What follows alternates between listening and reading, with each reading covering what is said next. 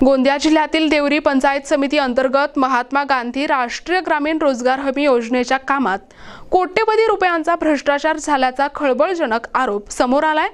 जिल्हाधिकाऱ्यांच्या आदेशानंतर चौकशीसाठी आलेले अधिकारी अर्धवट पाहणी करून परतल्याने या चौकशीच्या पारदर्शकतेवरच आता प्रश्नचिन्ह उपस्थित होत आहे।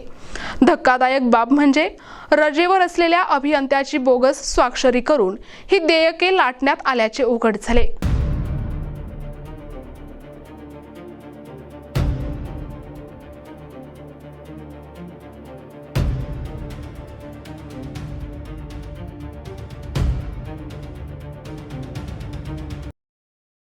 देवरी तालुक्यातील मुल्ला आणि वडेगाव ग्रामपंचायतमध्ये खडीकरण आणि पाईप पुलांच्या कामात मोठा गैरप्रकार झाल्याची तक्रार ॲडव्होकेट भूषण मस्करे यांनी केली होती।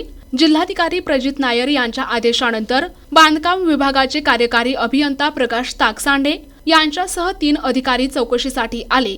मात्र मुल्ला गावातील एकाच कामाची पाहणी करून आणि वडेगावच्या कामांकडे पाठ फिरवून हे अधिकारी मीटिंगचे कारण सांगत निघून गेले। विशेष म्हणजे शासकीय अधिकारी सरकारी वाहन सोडून खासगी वाहनाने चौकशीसाठी आल्याने आश्चर्य व्यक्त केले आहे।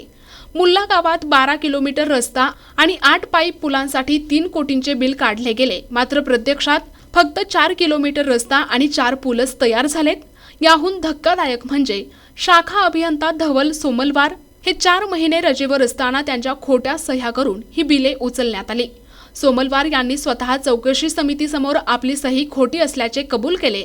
या घोटाळ्यात देवरी पंचायत समितीचे तत्कालीन सभापती आणि गटविकास अधिकाऱ्यांचे साटेलोटे असल्याची चर्चा असून आता जिल्हा परिषद प्रशासन या दोषींवर कठोर कारवाई करणार का याकडे सर्वांचे लक्ष लागले आहे। माझं नाव DS सोमलवार आहे। मी पंचायत समिती देवरी येथे शाखा अभियंता म्हणून कार्यरत आहे। देवरी आणि मुल्ला आणि वडेगाव या ग्रामपंचायतीमध्ये जे काही MRGची कामं झाली आहे त्याच्यावर तुमचे काही स्वाक्षरी दिसत आहेत। त्यावेळेला तुम्ही कुठल्या लिव्हर होते आणि काय नेमकं प्रकरण आहे? ते स्वाक्षरी जे मारण्यात आलेले आहे ती ॲक्च्युली मी स्वाक्षरी मारलेली नाही आणि ती मी कोणतेही कामं या एरियात म्हणजे या ग्रामपंचायतीमध्ये चेक केलेले नाही आहे। ती स्वाक्षरी असेल माझी तर ती डुप्लिकेट स्वाक्षरी आहे आणि त्या पिरियडमध्ये मी सध्या म्हणजे मेडिकल लिव्हर होतो। प्रत्यक्षात जी काही कामं होतात त्याच्यामध्ये स्वाक्षरी कोणाची असायला पाहिजे या संबंधात? म्हणजे ते कामामध्ये असं असतं की काम जसं म्हणजे तांत्रिक अधिकाऱ्यांनी जसं कोणत्याही कामाची MB केली तर त्याची तपासणी म्हणजे जे रेग्युलर अभियंता आहे त्यांच्यामार्फत तपासणी केली पाहिजे आणि त्याच्यानुसार मग काम चेक करून त्याच्यावर म्हणजे आम्ही स्वाक्षरी मारतो कोणत्याही कामाची असो। पण इथे असं झालेलं आहे की काम न चेक करता माझी डुप्लिकेट सही मारण्यात आलेली आहे। मुल्लामध्ये चौकशी समिती आलेली होती या ठिकाणी आणि तुम्ही देखील आले होते। तुम्हाला स्वतः देखील माहित झालं की माझ्या बोगस सिग्नेचर झालं, तर या संदर्भात आता तुम्ही स्वतःसाठी काय पाऊल उचलणार आहात? स्वतःसाठी पाऊल म्हणजे मी पूर्ण म्हणजे रेकॉर्डची छाननी करून त्याच्याबद्दल म्हणजे BDO साहेबाला म्हणजे अहवाल देऊन टाकेन की ही स्वाक्षरी माझी नसून डुप्लिकेट साईन मारून माझे पेमेंट काढण्यात आलेले आहे। काय वाटतं याच्या व्यतिरिक्त अजून काही अशा प्रकारची बोगसगिरी झाली असेल? आता त्याच्याबद्दल जास्त माहिती देता येणार नाही मला। सर आपलं नाव? मी ॲडव्होकेट भूषण मस्करे देवरीवरून आहे। काय सांगाल? देवरीमध्ये पंचायत समिती अंतर्गत मोठ्या प्रमाणात MRGच्या कामांमध्ये आणि इतर कामात भ्रष्टाचार झाल्याची आपण तक्रार देखील केलेली होती। नेमकी काय तक्रार होती आणि या चौकशी समिती आलेली होती, काय त्या ठिकाणी निष्पन्न झालेलं आहे? मी 1/8/2025 ला माननीय जिल्हा परिषदचे मुख्याधिकारी व जिल्हाधिकारी गोंदिया यांना MREGS अंतर्गत देवरी पंचायत समितीमध्ये असलेल्या एकूण 55 ग्रामपंचायतमध्ये मोठा भ्रष्टाचार झाल्याची तक्रार दिली होती। त्या अनुषंगाने माननीय मुख्याधिकारी साहेब जिल्हा परिषद यांनी एक चौकशी समिती गठीत केली। त्या चौकशी समितीचा आज वडेगाव ग्रामपंचायत व मुल्ला ग्रामपंचायत अंतर्गत चौकशीचा पत्र मला प्राप्त झाला होता व त्या अनुषंगाने मी आज इथे मुल्ला ग्रामपंचायतला उपस्थित होतो। फक्त चौकशी समिती आज फक्त मुल्लाला झाली, वडेगावला आली नाही आणि अर्धवट कामं चौकशी करता चाली गेली। चौकशी समितीला कुठे मीटिंग मध्ये जायचं असल्याचं कारण सांगून त्यांनी फक्त मुल्ला ग्रामपंचायत अंतर्गत खडी करण्याचा एका रस्त्याची चौकशी मौक्यावर येऊन व दस्तऐवजांची चौकशी ग्रामपंचायत इथे केली आणि त्या कारणाने त्यांनी आज चौकशी अर्धवट केली असं त्यांनी मला सांगितलं। मुल्ला आणि वडेगाव ह्या ग्रामपंचायतीमध्ये जे काही पंचायत समिती अंतर्गत कामं झाले आहेत त्याच्यामध्ये एका तांत्रिक अधिकाऱ्याची स्वाक्षरी आहे आणि तो कर्मचारी त्या ठिकाणी सुट्टीवर देखील असल्याचं निदर्शनास आलं त्या काळामध्ये।